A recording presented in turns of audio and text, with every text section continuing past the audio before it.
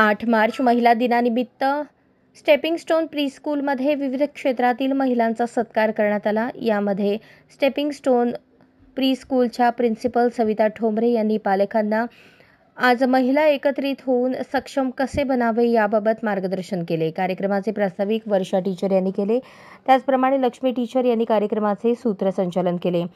निर्मला संघवे यांचा सेवानिवृत्तीबद्दल सन्मान चिन्ह देऊन संस्थेच्या विश्वस्त कमल महादेव ठोंबरे तसेच प्रिन्सिपल सविता ठोंबरे यांच्या हस्ते सत्कार करण्यात आला।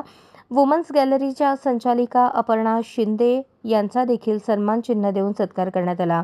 तसेच परिसरातील फळ व्यापारी तांबोळी भाभी यांचा देखील सत्कार करण्यात आला। सत्काराला उत्तर देताना अपर्णा शिंदे यांनी माझ्या यशस्वी होण्याचे गमक माझे पतिदेव माझ्या पाठीशी ते खंबीरपणे आहेत असे सांगितले। तांबोळी भाभी यांनी देखील चालू सामाजिक परिस्थितीवर काळजी व्यक्त केली आणि मुलांना चांगले संस्कार घडवावेत असे पालकांना आवाहन केले।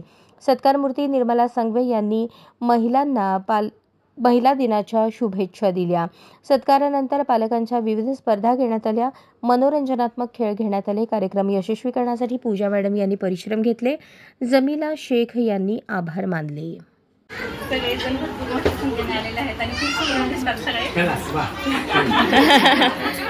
मी आज तुमच्यासमोर एक छोटीशी कविता तुम्हाला ऐकवणार आहे।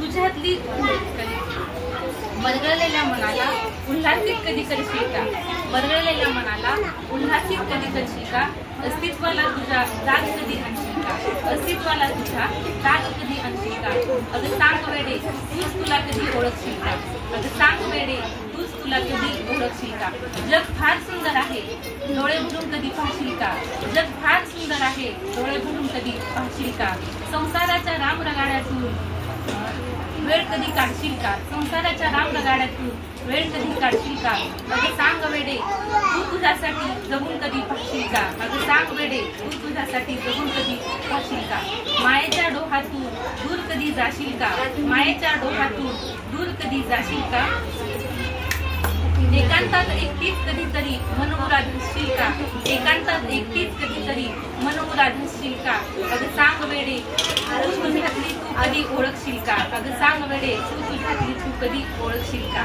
म्हणजे या कवितेतून एवढं सांगायचं आहे की आपण आपल्या लाईफमध्ये इतके बिझी होऊन जातो की स्वतःला विसरून जातो। माझे मुलांसाठी हे केलं ते केलं, नंतर सकाळी धावपळ सगळं स्वयंपाक करायचं हे करायचं, पण आपण स्वतः निवांत एक बसून एक कप चहाही प्यायला आपल्याला टाइम नाही। म्हणजे माझं स्पेशल सगळ्यांना एवढंच सांगणं की दिवसातून कमीत कमी 8 तास आपण स्वतःसाठी काढलाच पाहिजे।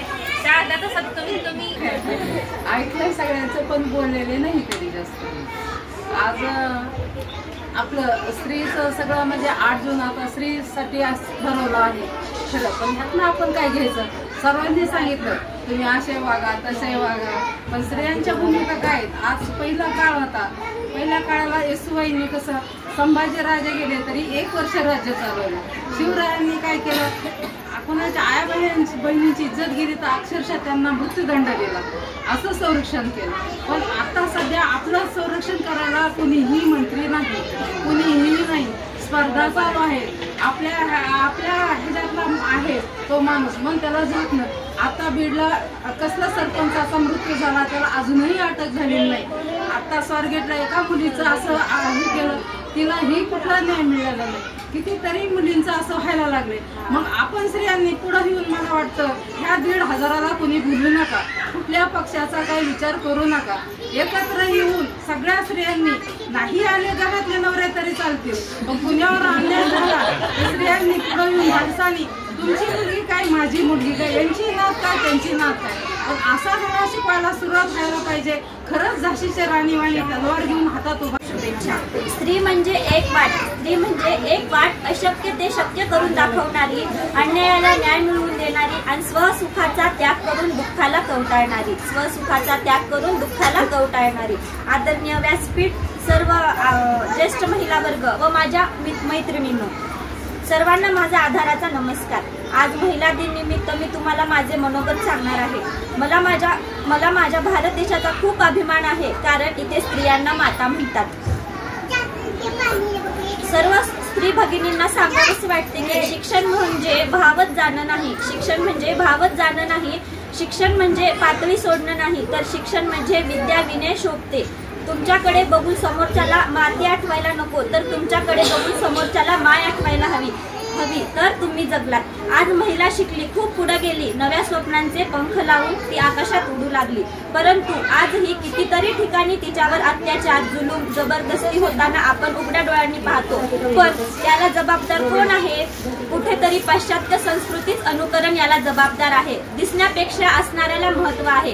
आज आपण सावित्रीबाई फुले, राजमाता जिजाऊ, रमाई, झाशीची राणी यांच्या विचाराला उजाळा देतो। पण एक लक्षात ठेवा, रमाईने आसवांचा शीत भातात काढून खाल्ला नवरा परदेशात असताना। सावित्रीने स्त्री शिक्षणाची ज्योत पेटवली, ती नऊवारी साडीत। जिजाऊने शिवराय घडविला, तोही नऊवारीतच। म्हणून कितीही मोठ्या चंद्राप्रमाणे शीतल छाया देणारे माझे प्रिय गुरुजन आणि चांदण्याप्रमाणे चमकणाऱ्या माझ्या मैत्रिणींनो, आज 8 मार्च जागतिक महिला दिन। त्यानिमित्ताने आपणा सर्वांना जागतिक महिला दिनाच्या हार्दिक शुभेच्छा। महिलाविषयी आदर आभार व्यक्त करण्यासाठी दरवर्षी 8 मार्च हा दिवस जागतिक महिला दिन म्हणून जल्लोषात जगभरात साजरा केला जातो। स्त्री शिक्षणासाठी झटणाऱ्या सावित्रीबाई फुले, साने गुरुजीवर संस्कार करणाऱ्या यशोदाबाई, डॉक्टर बाबासाहेब आंबेडकर यांना साथ देणाऱ्या रमाई, आई म्हणून, बहीण म्हणून, मैत्रीण म्हणून, बायको म्हणून, मुलगी म्हणून तिच्या कर्तव्यात ती कधीही कमी पडत नाही। तिला हवी असते फक्त पैसा। आपण स्त्री आहोत आणि आपण आपल्या मनात ठरवलं काही करू शकतो। आपण कधी ग्रॅज्युएट झालेलीच आहे माझी, तसं त्यांनी ओळख करून दिल्याप्रमाणे छोट्यातून मोठं कसं करायचं हे फक्त आपल्यालाच येतं। आणि आपण म्हणतो की प्रत्येक यशस्वी पुरुषाच्या मागे स्त्री असते, तर माझ्या मागे माझा नवरा असल्यामुळे मी इथे आहे।